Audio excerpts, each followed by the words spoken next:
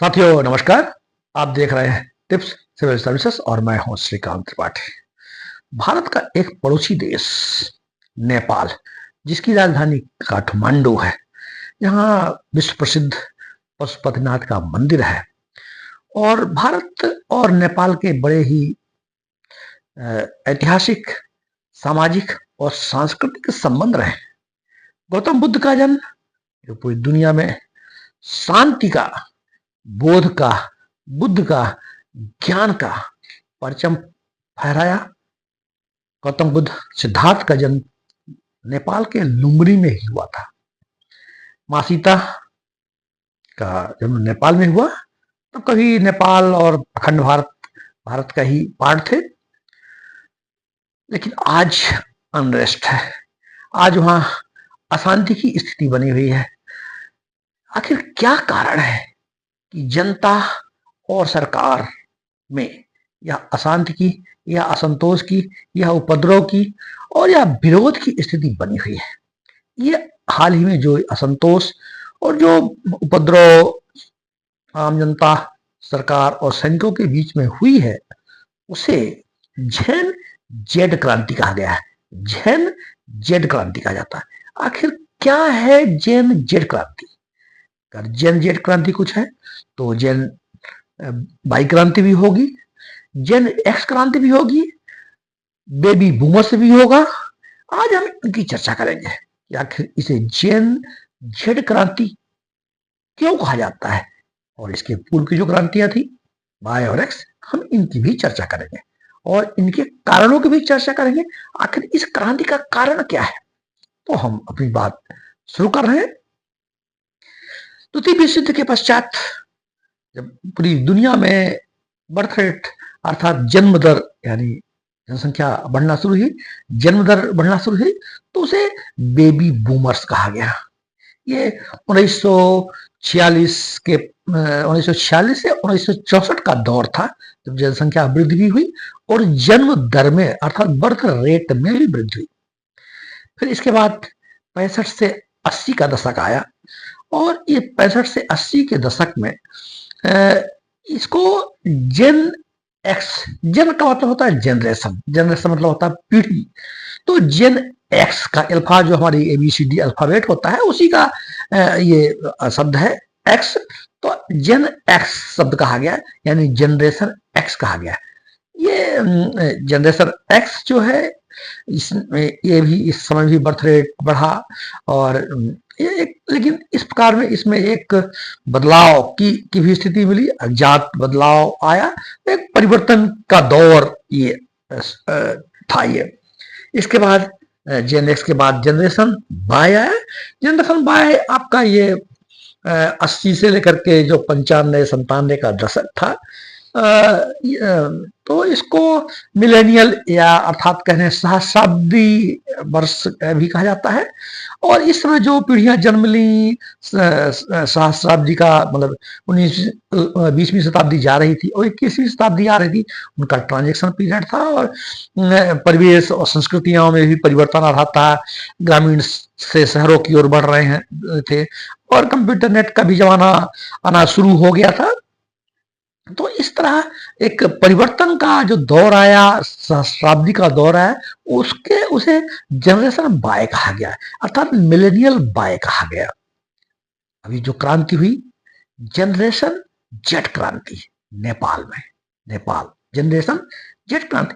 आखिर इस generation Z अर्थात जेड क्रांति क्यों कहा गया?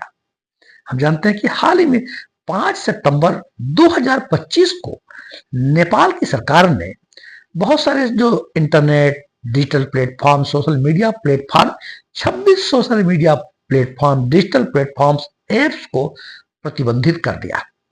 प्रतिबंध का कारण यह बताया गया कि जो ये सोशल मीडिया प्लेटफॉर्म्स हैं, इनका प्रॉपर रजिस्ट्रेशन नहीं है और वहां का जो नेपाल ने जो रेगुलेशंस बनाया है, जो नियम बनाया है, उनको ये ठीक से पालन नहीं कर रहे हैं। ये नेपाल की गवर्नमेंट का कहना है। साथ ही नेपाल की गवर्नमेंट ने कहा था कि जितने भी सोशल मीडिया प्लेटफॉर्म हैं, जैसे फेसबुक हो गया, व्हाट्सएप हो गया, ट्विटर एक्स हो गया, इंस्टाग्राम हो गया, तो ये जो बहुत ही फेमस प्लेटफॉर्म है सोशल मीडिया के, तो इनके लिए जो नियम बनाया गया, रूल्स रेगुलेशंस बनाए गए, और साथ में ये भी नियम बनाया नेपाल गवर्नमेंट ने कि जो ये सोशल मीडिया प्लेटफॉर्म्स हैं, जिनके ऐप्स चलते हैं, तो ये अपना लोकल कार्यालय भी खोले। इनका पालन जो कंपनियां थी ये डिजिटल प्लेटफॉर्म की, उनने ये नियम का पालन नहीं किया। उनका कहना यह है कि नेपाल का जो हमारा डाटाबेस है वो कम है, यानी हमारे कस्टमर कम है, कार्यालय खोलने में खर्च ज्यादा आता है। भारत में ये सब प्लेटफॉर्मों के का कार्यालय खुला हुआ, लेकिन नेपाल में नहीं है। तो जब इनका नहीं पालन हो पाया, तो नेपाल सरकार ने, केपी शर्मा ओली गवर्नमेंट ने इन सोशल मीडिया प्लेटफॉर्मों पर बैन लगा दिया। कारण तो हमने बता ही दिया कि बैन लगा दिया, लेकिन यह बैन जो लगाया गया वो वहां की सरकार के लिए बड़ी कठिनाई का और उपद्रव का कारण बने। कारण इसे जनरेशन जेड क्रांति क्यों कहा जाता है? इसे ये जनरेशन जेड क्रांति इसलिए कहा जाता है क्योंकि 97 से 2012 के बीच में जो जनरेशन का जन्म हुआ, वो एक प्रकार से इंटरनेट, मोबाइल, स्मार्टफोन, एंड्रॉइड और ये जो डिजिटल युग, एक प्रकार से डिजिटल युग का समय था, जबकि पूरी दुनिया में डिजिटलाइजेशन हो रहा था और जो बच्चों का जन्म हो रहा था, तो बच्चों में इन सब जो संसाधन है हमारे इंफॉर्मेशन के, जो सोशल मीडिया प्लेटफॉर्म है, इनसे परिचित हुए और इनको ही साथ लेकर के बढ़े। आज यह कल्पना करना बिल्कुल कठिन है कि कोई व्यक्ति सोशल मीडिया, जितने भी हमारे सोशल मीडिया प्लेटफॉर्म के बगैर रह सकता है। उनके मनोरंजन, उनके इंफॉर्मेशन का साधन तो है ही, साथ ही उनके एजुकेशन का, कंटेंट क्रिएटर्स का, स्टार्टअप्स का और उनके रोजगार का भी साधन है। बहुत सारे ऐसे ऐप्स हैं जिनसे हमारी जो इस युग की पीढ़ी है, उनसे बहुत सारी चीज सीखती है, कंटेंट तैयार करती है। इवन ऑनलाइन एजुकेशन भी इन्हीं यूट्यूब के माध्यम से, फेसबुक के माध्यम से, इंस्टाग्राम के माध्यम से यह भी चल रहा है। इनसे यह जो हमारी जनरेशन है, जेड जनरेशन है, उनसे यह कहना कि आप इन सोशल मीडिया प्लेटफॉर्म को उपयोग नहीं करेंगे, यह आज कल्पना के भी परे है, क्योंकि वह डिजिटल युग में ही उनका जन्म हुआ है। गवर्नमेंट का अपना तर्क है। गवर्नमेंट का कहना है कि जो सोशल मीडिया प्लेटफॉर्म है, उनके द्वारा जनता को गुमराह किया जाता है, फेक न्यूज दी जा रही है और सरकार के विरोध में बातें की जा रही हैं। जबकि आम जनता का कहना यह है कि यह हमारी अभिव्यक्ति की आजादी है। वर्तमान युग में सोशल मीडिया प्लेटफॉर्म को बैन करना हमारी अभिव्यक्ति आजादी, हमारी स्वतंत्रता, हमारी सामाजिक जागरूकता, हमारे सीखने की कैपेसिटी, इन सब पर प्रतिबंध गवर्नमेंट लगा रही है, जो कि अब संभव नहीं है। इसलिए वहां की आम जनता ने, वहां की युवाओं ने अभी 8 अगस्त को उपद्रव, एक असंतोष की स्थिति बन गई, जिससे सरकार के सैनिकों से और आम जनता से आम झड़प भी हुई, जिसमें कई लोगों के मारे जाने की भी खबर है।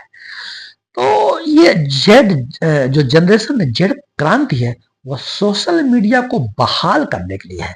सरकार ने यद्यपि सभी सोशल मीडिया के जो प्लेटफॉर्म उनको बहाल कर दिया है, लेकिन कई लोगों की जाने की, जान माल के नुकसान की भी जानकारी है। वहां के गृह मंत्री को इस्तीफा भी देना पड़ा, ये भी समाचारों में बात आई। और दुनिया में ऐसे बहुत सारे देश हैं जो अपने हित के लिए बहुत सारे सोशल मीडिया प्लेटफॉर्म पर बैन लगा रखा है। भारत में भी टिकटॉक बैन था, अभी तो यद्यपि इसको चालू करने की बात की गई। ऐसे रशिया में, यूक्रेन में, चाइना में कहीं फेसबुक बैन है, कहीं यूट्यूब बैन है, कहीं अरब देशों में भी इस टाइप के बैन हैं, इंस्टाग्राम में बैन है। तो ये सभी देश अपने अपने हितों के लिए, अपनी व्यवस्थाओं के अनुरूप इस प्रकार के सोशल मीडिया प्लेटफॉर्म पर बैन लगाते हैं अर्थात प्रतिबंध लगाते हैं। तो अब मैं ऐसा करता हूं कि जो जनरेशन जेड क्रांति, यानी सोशल मीडिया को बहाल करना, और जो इस युग की जो पीढ़ी है, उनको सोशल मीडिया के साथ जीने देना, उनकी अभिव्यक्ति की आजादी और उनके परिवेश की आजादी, उसके साथ वो एडजस्ट हो चुके हैं। अतः यह कल्पना करना कि अब वो सोशल मीडिया और ये जो डिजिटल युग से बाहर जाकर के अपना कार्य कर लेंगे, संभव नहीं दिखता है। अतः नेपाल सरकार और आम जनता में समझौते भी हो रहे हैं और सोशल मीडिया ये प्लेटफॉर्म बहाल भी कर दिए। तो आज की युग में, आज की जनरेशन जेड डिजिटल जनरेशन है। कल्पना भी डिजिटल से करती, काम भी डिजिटल से करती, घर बैठे नेट के माध्यम से पूरा उनके कारोबार का संचालन रहा है। बैंकिंग हो, रेलवे हो, एजुकेशन हो, व्यापार हो और अंतरराष्ट्रीय खबरें हो, मनोरंजन हो, अपनी व्यक्तिगत कंटेंट क्रिएटर्स हो, क्रिएशन हो, इन सब में सोशल मीडिया प्लेटफॉर्मों का अद्वितीय योगदान है। तो नेपाल सरकार ने फिलहाल तो समझौता कर लिया है, इन सोशल मीडिया प्लेटफॉर्म को बैन कर दिया है। असंतोष की स्थिति हम कामना करते हैं कि कम हो, लेकिन कैसा ये जनरेशन है, डिजिटल के अलावा हम कुछ सोच भी नहीं सकते हैं। जय हिंद, जय भारत।